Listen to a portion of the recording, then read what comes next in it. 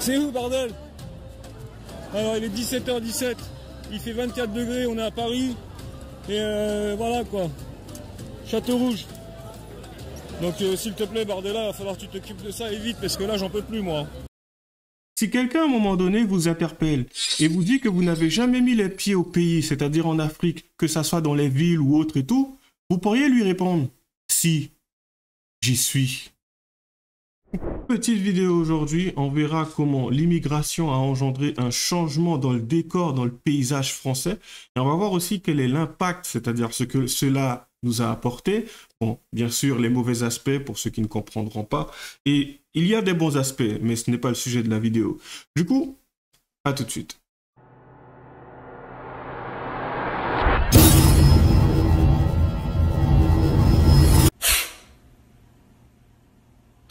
On commence tout doucement, tranquillement.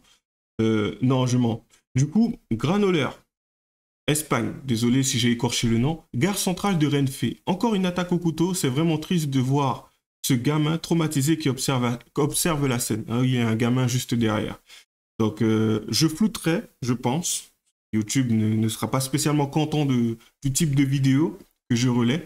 Et après aussi, je pense qu'il y a certaines personnes qui sont sensibles à ce genre de choses. Donc, du coup, je mettrai le lien, comme d'habitude, dans la description. Pour ceux qui ne le savent pas, pour ceux pour qui c'est la première fois qu'ils voient mes vidéos. Et du coup, c'est parti.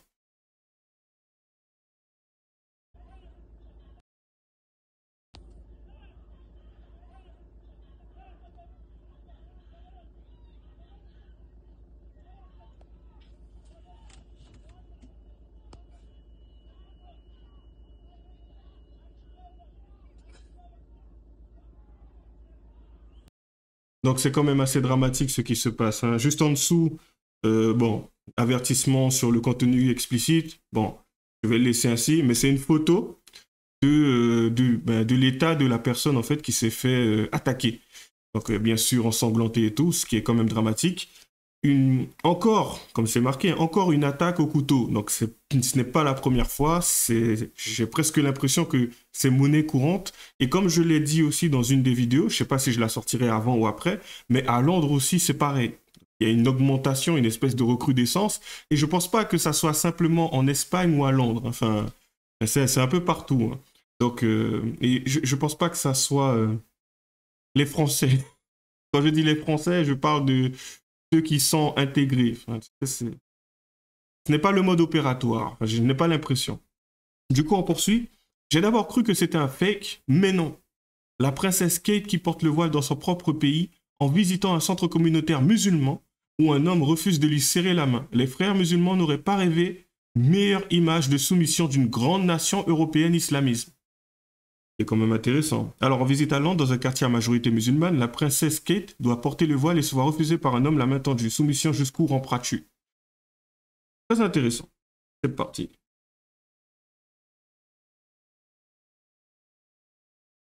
Il n'y a pas de son, hein, pour ceux qui...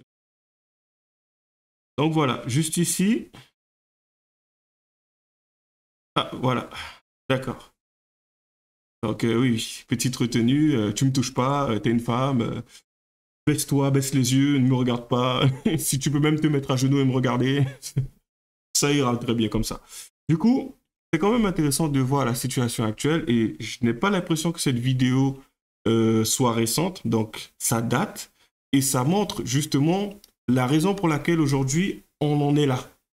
C'est qu'il y avait déjà des personnes qui avaient cette vision-là et on a aussi des autorités, parce que forcément, hein, ce sont des autorités musulmanes, islamistes, ouais, désolé, qui ont reçu la princesse Kate.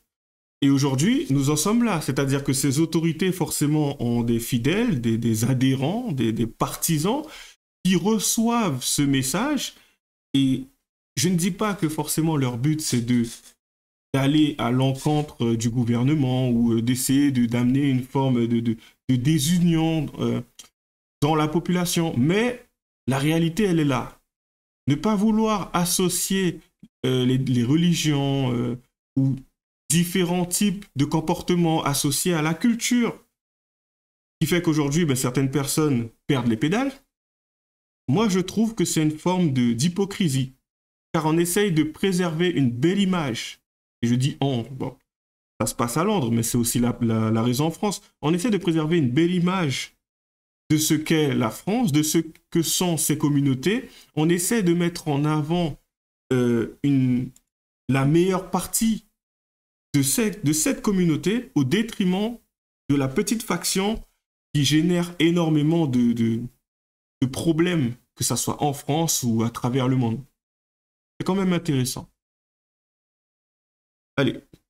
Paris, un homme en panique se trouve perdu à Châteaurouge. Châteaurouge a bien changé depuis. Hein. Ça fait longtemps que je n'y suis pas allé.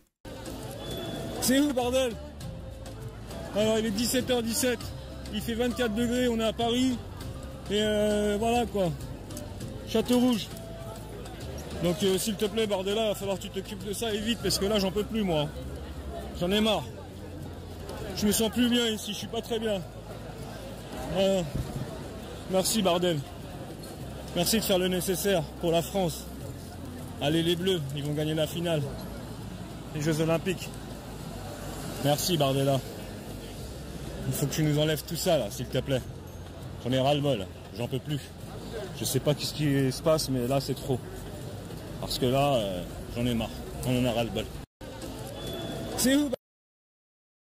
Et c'est quelque chose que l'on peut comprendre. Certains me diront, oui, moi, ce que je vois, c'est des personnes qui essaient de joindre les deux bouts. Oui, en fait, chacun a sa perception de la situation. Hein. C'est quelqu'un, voilà, t'as un mec, un jeune de 17 ans, je crois qu'il avait 17 ans à Londres, qui a poignardé, désolé, un YouTube, 3 jeunes filles, et qui, en fin de compte, certaines personnes qui ont vu justement, qui ont assisté à cette situation, bon, désolé quand je dis assister à cette situation, qui ont entendu parler à travers les infos, ce type de personnes-là ont une perception, un point de vue totalement différent de la situation. Et aujourd'hui, se disent tout simplement que si ce jeune en est arrivé justement à faire ce genre de choses, c'est lié à un ressenti généré par le gouvernement. En tout cas, l'ancien gouvernement, qui est un gouvernement conservateur. Parce qu'ils voulaient renvoyer les Rwandais chez eux. D'accord. Et qu'en fin de compte, c'est un coup monté, qu'ils n'étaient pas musulmans. Bref. Donc voilà. Du coup, différentes raisons. Hein. Comme d'habitude. C'est la faute du gouvernement, c'est la faute de l'extrême droite, c'est la faute de tout le monde, sauf de la communauté en question. Bon, tu me diras.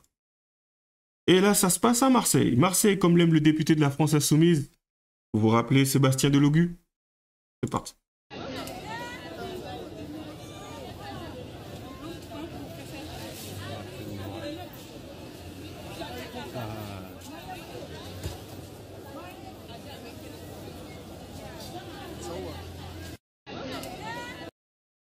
Donc, je ne sais pas quel est le plan, quel est l'objectif, quel est le but. Mais bon, on arrivera bien à un point spécifique à un moment donné. On en parlera lorsque ça arrivera. On y réfléchira à comment nous en sommes arrivés là, mais je pense que on a une piste. On a une petite piste. Allez, grand succès pour les pataugeoires et le miroir d'or mis en place par la mairie. Donc le miroir d'eau, désolé, et les pataugeoires prises d'assaut ce mardi à Nantes.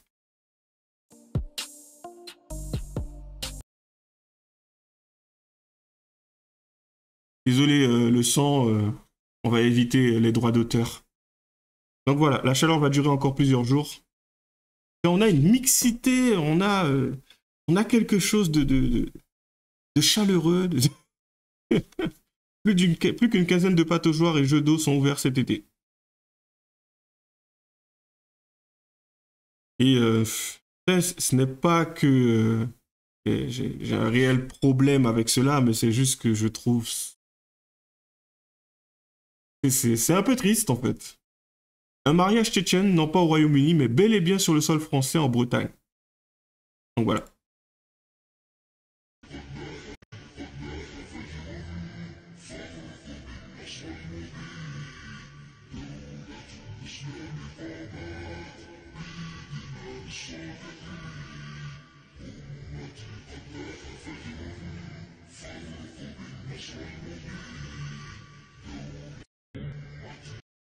Donc il est là aussi un des problèmes, hein, c'est que qu'il soit insatisfait, qu'il soit satisfait, content, mécontent, à chaque fois, en fait, il faut leur dérouler le tapis rouge lorsqu'ils ont besoin d'exprimer leurs émotions.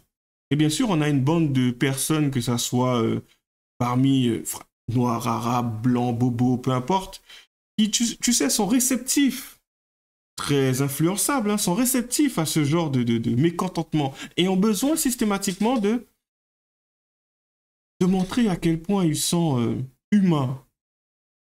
Je ne sais pas pourquoi. Je ne sais pas ce qui les amène justement à agir ainsi. Systématiquement montrer que oui, nous avons un cœur. D'accord, peut-être qu'ils attendent une forme de remerciement de leur part, j'en sais rien. Royaume-Uni, à Manchester, un chauffeur Uber nommé Mohamed Jamal a été surpris à l'arrière du véhicule en train d'abuser d'une femme droguée. Mohamed a été libéré sous caution et condamné à une simple amende de 197 livres sterling, je crois, pour sollicitation de services sexuels. Eh ben, Mohamed, hein, mais qu'est-ce que tu as fait? Yo, what are you doing? Brother, what are you doing this in my house here? What are you doing? Brother, what are you doing? Month of Ramadan, you doing stuff like this? Brother, month of Ramadan. What are you doing? Sorry. What the f are you doing? Listen, this is disgusting, mate. I've got kids inside here. You're not, what are you doing? What taxi are you? Bro, sorry. Yeah? You're fucking a girl in the back, you dirty bastard. Yo, there's a little kid in the back of this car. Yo. Désolé. Une femme droguée, je sais pas pourquoi le mec n'a pas agi en conséquence ou essayé de sortir la femme droguée, appeler la police. Ok, ben un chauffeur Uber nommé. Ok, d'accord. Déjà, je sais pas pourquoi il a laissé repartir avec la femme derrière. Enfin bon, ça restera une question en suspens, mais littéralement, faites attention. Ce genre de choses peut être aussi, comment dire, c'est malheureux, mais un Français aussi peut en arriver à faire ce genre de choses. Un blanc, pour ceux qui en ont besoin, pour montrer justement que tout le monde peut le faire. Mais la problématique est que, assez souvent, lorsqu'on tombe sur ce genre de situation, ce n'est pas, en tout cas, ça dépend de la situation, mais ce n'est pas un blanc de blanc que tu verras dans ce genre de situation. À la rigueur, si tu veux, hein, les prêtres, bon après, ils n'abusent pas des femmes droguées, mais il y a une forme de manipulation, mais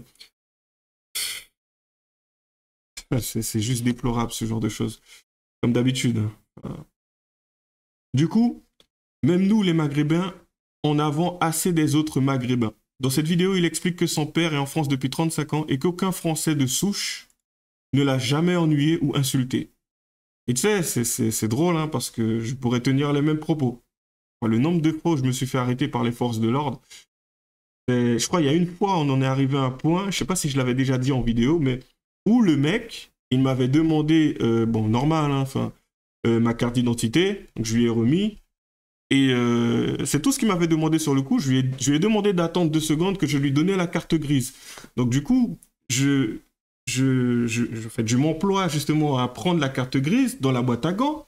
Et le mec, il me dit tout simplement, ah ben non, tenez votre carte d'identité, vous pouvez circuler, vous pouvez y aller. Vous êtes sûr? Il me fait, oui, vous pouvez y aller. Et sur le coup, je me suis dit, j'ai fait bien les choses, je vais te donner le truc et tu me dis j'y vais. Tu me casses dans mon délire. Je voulais faire le citoyen honnête.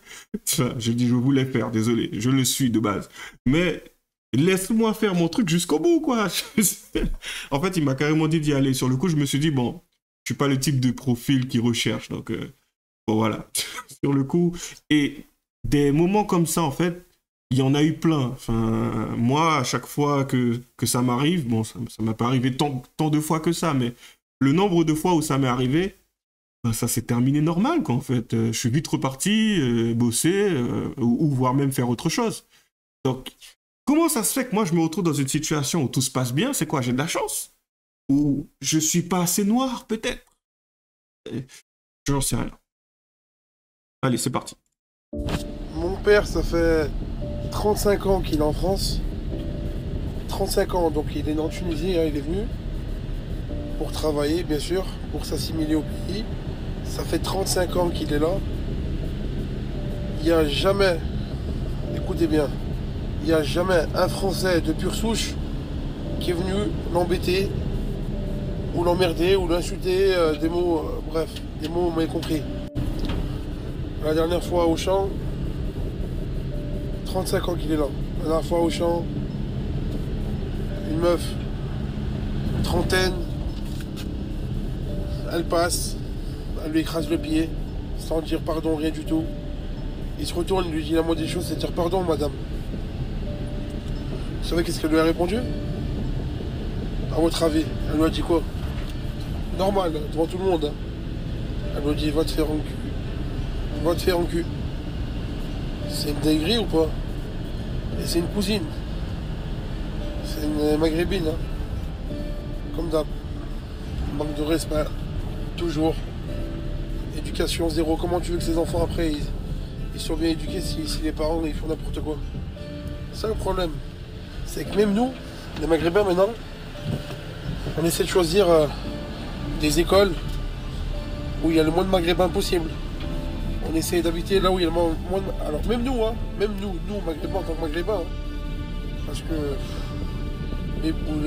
les clashs, les insultes, les bagarres, c'est bon, stop. Donc voilà. Du coup, hein, petite anecdote avant la dernière petite vidéo, on va voir à quoi ressemble un pays sans immigration. Je me suis retrouvé aussi dans une situation avec des potes. Deux potes, c'était à l'époque où je traînais encore avec des gars assez facilement. Je venais d'arriver en France. Mais ça remonte cette histoire. Hein. Ça remonte à 2011, je crois. Oui, enfin aux alentours. Et en fait, je suis arrivé en France et à un moment, je me retrouve avec un pote, un noir, un africain. Et on va dans un magasin, il y a un de ses potes qui nous rejoint, le mec il se met à voler un truc dans le magasin. Moi, je le vois voler, je fais ok d'accord, moi je veux pas être mêlé à ce genre d'histoire. Donc je pars. Je suis parti, il y a le mec, le pote que j'ai, qui m'a suivi, m'a dit ouais lui non plus il veut pas, donc il est sorti. Donc on a attendu son pote à l'extérieur. Le mec lorsqu'il s'apprête à sortir, ça sonne. Malheureusement pour lui, on lui demande de vider ce qu'il a dans les poches. Il vide ce qu'il a dans les poches. On lui demande de repasser. Il repasse, ça sonne. Il nous regarde, je sais pas, avec un air je suis dans la... Voilà. Et il se met à courir. On se dit ok. Après on se regarde et puis le mec il me dit ouais franchement heureusement que je suis sorti en même temps que toi parce que... Du coup, on part. Lorsqu'on part, on nous demande de revenir et tout parce qu'on le connaît. Nous, on s'est dit tout simplement, bon, c'était à l'époque aussi, hein, ouais, on n'a rien à voir avec lui, on a fait exprès de sortir pour qu'on puisse pas se retrouver dans une histoire. Donc, on est parti. À un moment, on nous contrôle. On nous contrôle et on nous demande nos papiers. Beaucoup plus loin. Hein. Bien sûr, c'est nous qui le cherchions, parce que c'était la description. Moi, j'avais un style américain à l'époque. Et le pote avec qui j'étais avait les cheveux, il s'était teint les cheveux en jaune, je crois. Et du coup, on nous demande nos documents, nos papiers d'identité. On les remet, ils regardent, ils nous posent des questions. Oui, vous alliez où? Moi, j'ai dit, je rentre chez moi, on sort de l'école et tout. Et il y a son cousin qui nous rejoint. Et le truc, c'est que les deux mecs commencent à avoir une attitude, j'ai envie de dire, suspecte. Ou commencent à poser des questions. Ouais, pourquoi c'est toujours nous que vous contrôlez? Pourquoi c'est toujours les noirs? Pourquoi c'est... Et je commence à regarder le mec, je fais, mais qu'est-ce qu'il me fait là? Qu'est-ce que tu fais? C'est quoi ce délire? Mec, ils font leur travail. Et le pire dans tout ça, c'est que c'est nous qui le cherchent. C'est nous qui le cherchent. Mais laisse-les faire leur travail. Ouais, pourquoi c'est toujours nous? Et je suis là, mais c'est quoi ce cirque? Résultat des courses. Moi, ils me laissent y aller. Les deux, ils les gardent. Et moi, je suis rentré chez moi peinard. Son cousin qui arrivait avait aussi un style américain. Donc, je pense qu'ils ont conclu que, en fait, c'était lui le mec, puisqu'il a commencé à faire pareil. Donc, résultat des courses, résultat de cette histoire, les gars, je sais pas, mais quand vous vous faites contrôler, vous vous retrouvez dans une histoire un peu bizarre, mais ce n'est pas de votre faute, vous voyez? Coopérez. Coopérer, ou voire même, vous n'êtes pas dans une histoire, mais coopérer quand même. Ça vous apporte quoi d'être dans l'invective, d'être dans l'attaque, d'être sur la défensive? Pourquoi faire? Tu sais, le mec, c'est pas comme s'il avait un fouet, il était prêt à te... Tu t'es pris pour qui? T'es pas un esclave dans de ses eaux. T'es un citoyen français. Et pour ceux qui ne le sont pas, t'as ton titre de séjour. C'est quoi ce truc d'être... Pourquoi c'est toujours nous, les Noirs? Pourquoi c'est toujours nous, les Arabes? Peut-être parce que tu es noir et arabe et qu'en général, c'est toujours eux qui sont arrêtés. Souvent, désolé, souvent. Donc du coup, voilà à quoi ressemblerait un pays sans immigration.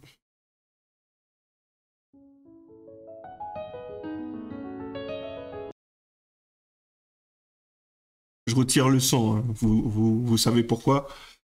Du coup, ça semble... Certains me diront, oui, mais t'es noir et tu fais la promo de ce genre de choses. Moi, tu sais ce que je vois dedans? Quand bien même je ne vois pas de noir ou autre et tout, ce n'est pas ce que je recherche. Moi, ce que je vois, c'est la paix. La paix. La paix. Je serais capable d'aller faire un tour en Pologne, même si tu as des mecs qui me regarderaient avec un certain mépris ou avec... tu sais, qui douteraient du fait que je sois quelqu'un d'intégré ou pas. Je m'en fous. C'est la paix que je recherche. Je ne cherche pas la considération des autres, juste la paix. C'est tout, ce n'est pas bien compliqué. La paix. Voilà, on s'arrêtera là. Donc, la Pologne. Voilà. Et j'aimerais bien y faire un tour. J'aimerais bien visiter, voir comment ça se passe, connaître les us et coutumes, ça serait pas mal. Donc, la paix. Voilà. J'ai eu l'occasion d'aller en Suisse. À l'endroit où j'étais allé, c'était plutôt cool, calme, tranquille. Franchement, c'était vraiment très appréciable. Et c'est tout ce qu'on veut. C'est tout ce que je veux, moi, en tout cas. Je sais pas, pour les autres, il y a un délire de vouloir rameuter les autres, quand bien même ils saccagent la France, le pays. Non, c'est pas grave, il faut sauver tout le monde. Non, moi, non. Désolé, mais non. Moi, je cherche la paix avant tout. La paix des autres, ma paix à moi. Voilà. Du coup, comme d'habitude, hop là. Lâchez vos commentaires. Les j'aime pas. Les liens seront dans la description. Abonnez-vous. À la prochaine.